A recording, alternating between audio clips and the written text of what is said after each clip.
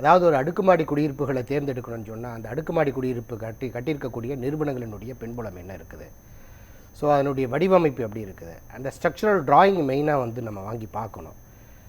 அந்த structural drawing and அந்த floor plan இருக்கும், ஃப்ளோர் பிளான் வாங்கி நம்ம பார்க்கணும். நமக்கு பிடிச்ச மாதிரி, ஏன்னா இப்போ நிறைய பில்டர்ஸ் கஸ்டமைஸ்டு தான், கஸ்டமர் என்ன தேவை இருக்கோ அவங்களுடைய ரெக்குயர்மெண்ட் என்ன இருக்கோ அதை தான் பார்த்து பண்ணுறாங்க.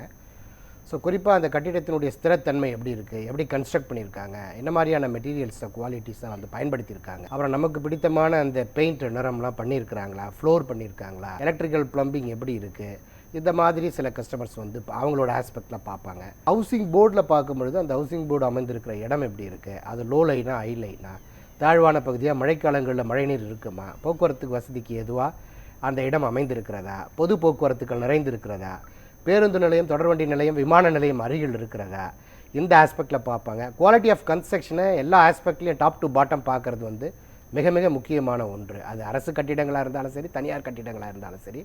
ஸோ தனியார் கட்டிடங்கள்ன்ற போது கூடுதலாக அந்த நிறுவனத்தினுடைய குவாலிட்டி ஆஃப் கன்ஸ்ட்ரக்ஷனை கொஞ்சம் ஒரு முறைக்கு 2 முறை பார்த்து வாங்கினா சிறப்பாக இருக்கும்.